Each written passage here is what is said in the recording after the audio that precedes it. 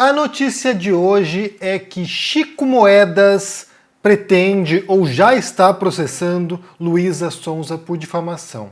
Eu falei sobre esse caso aqui recentemente, sobre a exposição que a Luísa Sonza fez do caso da traição do Chico Moedas em relação a ela, né? A gente comentou esse caso aqui tem alguns dias. Ela foi no programa Mais Você, da Ana Maria Braga, para ler uma carta e contar e revelar que havia acabado a relação com o Chico Moedas e que ela havia sido traída por ele num galeto. Ela não conta esses detalhes, mas depois foram surgindo à tona esses detalhes aí. E eu quero analisar aqui essa questão do processo, porque aqui nos mostra dois direitos fundamentais em colisão e vale compreender, porque isso também revela como se dão as dinâmicas nas redes sociais, no mundo digital nosso de hoje, no qual as pessoas pensam que as coisas não têm consequência, que você pode sair falando o que quiser e isso tá tudo bem e não tem que pagar depois a conta. Mas antes disso, já curta esse vídeo, deixa aqui embaixo no comentário aqui um bom dia pra mim, um feliz aniversário, porque hoje é meu aniversário, e vamos falar sobre esse caso aqui da Luísa Sonza versus Chico Moedas.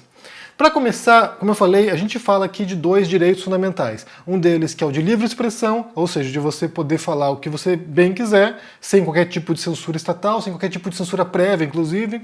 Mas, por outro lado, também isso entra em colisão com outro direito fundamental, que é o direito à personalidade, que é o direito à honra, que é o direito à intimidade e à privacidade. Então a gente fala aqui de duas formas de proteção do indivíduo, do cidadão, e que às vezes se chocam.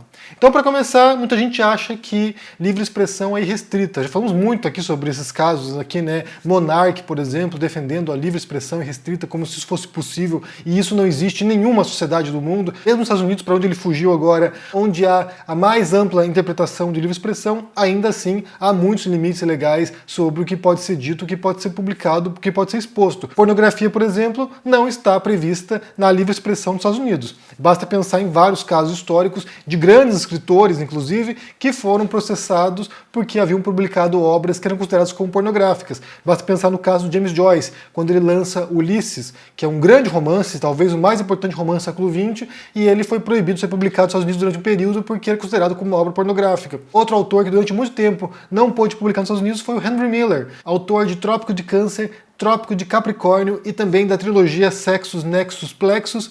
Ele foi um autor que durante muito tempo foi para a justiça, inclusive, porque sua obra estava proibida de ser publicada lá porque era considerada pornográfica. Então, assim, dois casos históricos, mas há muitos casos nos quais há esse embate entre livre expressão e os limites da livre expressão mesmo nos Estados Unidos. Então, só para pensar aqui, a livre expressão não é irrestrita, você pode dizer coisas e pode ser processado e vir a ter que pagar reparação por danos causados por aquilo que você diz. Primeira coisa, primeiro ponto importante. E o segundo ponto tem a ver com o direito à honra e direito à intimidade e privacidade. Então a gente fala aqui de um caso que envolve algo pessoal, que envolve algo da honra do Chico Moedas, mesmo ele tendo feito uma coisa que é considerada como imoral na sociedade, que é questionável ou que é uma traição, né? Mesmo ele tendo feito isso, aparentemente ele é protegido na sua honra, porque depois que o caso foi divulgado, segundo relatos ali, ele sofreu ameaças, teve suas contas invadidas, ele teve alguns reveses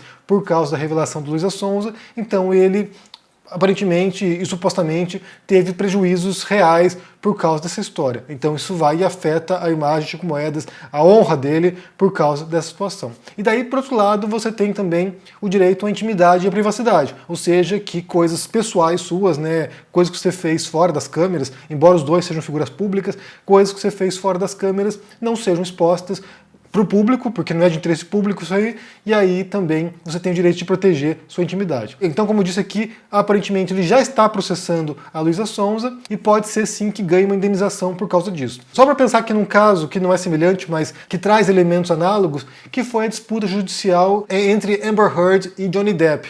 Tem um documentário bem interessante, na verdade tem vários documentários sobre esse tópico, né, mas tem um documentário bem interessante na Netflix e outro na HBO que mostram detalhes, né, tanto do processo nos Estados Unidos, na Virgínia, que ganhou Johnny Depp, quanto o processo que se deu no Reino Unido, no qual ganhou a Amber Heard.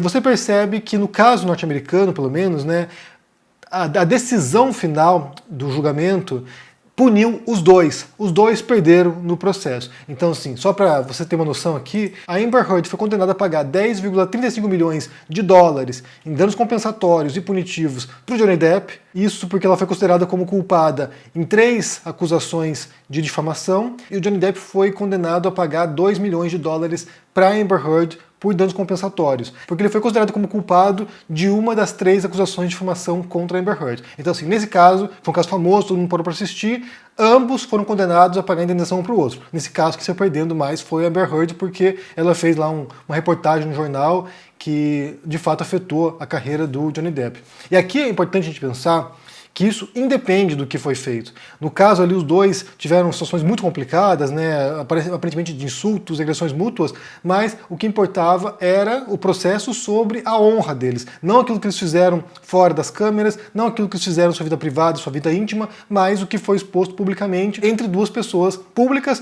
2 atores de Hollywood, e isso foi para a corte e ambos foram julgados e condenados. Então, assim, basta pensar que não importa nesse caso se os dois são conhecidos, como é o caso da Luísa Sonza e do Chico Moedas agora, não importa se eles são famosos, o que importa é que ambos têm direito à sua intimidade, sua vida privada, ser resguardada desse escrutínio público e dessa humilhação pública também. Como eu falei, o caso ali, isso não ameniza o que foi feito. Isso não torna o que foi feito pelo Chico Moedas aceitável, ir lá e trair a Luísa Sonza no banheiro de um galeto. Isso não faz com que seja aceitável isso. Mas o modo como a coisa se deu, como se deu a exposição disso, pode sim levar para a corte e pode sim levar a Luísa Sonza a pagar uma indenização. Embora eu pense aqui, no final das contas, que mesmo que ela pague uma indenização que seja, sei lá, de 200 mil reais, 300 mil reais, sei lá quanto que pagaria para ele, ainda assim ela saiu ganhando nessa história porque isso deu muita visibilidade para ela. A música que ela compôs, homenageando lá o ex-namorado dela, o Chico, foi uma música que foi nos mais tocadas, nas mais ouvidas no Spotify, ou seja, ela é alguém que conseguiu muita visibilidade estando com o Chico, com a sua carreira, com aquilo que ela faz. Então, assim, nesse quesito aqui, eu acho que mesmo pagando multa, uma indenização, ainda assim ela sai ganhando. E aí o Chico Moedas também saiu ganhando nessa história, porque quem conhecia esse cara antes da Luísa Sonza? Eu não conhecia, fui conhecer agora por causa dessa história. Então, assim, mesmo que a honra dele esteja agora, sabe, maculada por essa história, ainda acho que o nome dele veio para a boca das pessoas que nunca ouviram falar dele antes, agora sabem, e pode ser que ele reverta essa imagem no futuro próximo, né? Embora, aí eu vou entrar no ponto particular, porque essa semana estavam compartilhando aí um vídeo do Chico Moedas, era uma coletânea, né, uns cortes de uma entrevista que ele deu num podcast, e aí eu assisti a entrevista.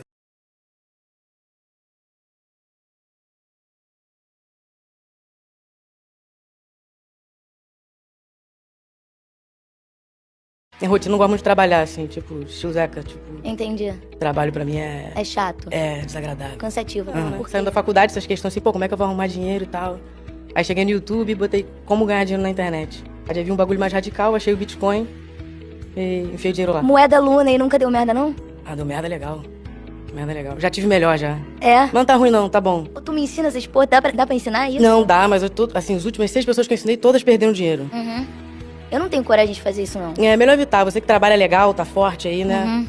Vamos, foca no trabalho bacana. Uhum. Né? É que às vezes dá uma preguiça, cara. Dá, né? É, tem essa coisa. Tu fez faculdade de administração, depois começou a investir bababá e não faz porra nenhuma. Fica em casa em Niterói, Fica em casa em Niterói. É isso. no Discord, fazendo amigos. Fumando, Discord, né? Tocando violãozinho. Gosto. Isso, gosto legal. Também. E aí é isso, tua vida? É isso. Sai tu pra um conhe- samba. Tu é? Que samba que tu vai? Pô, Beco do Rato, né? Esse bique padrão. Mas a escola lá na Lapa mesmo, ficar tomando uma. Pô, vamos tomar uma, sei lá o quê, vamos sair pra tomar uma. Tipo, não tem muito...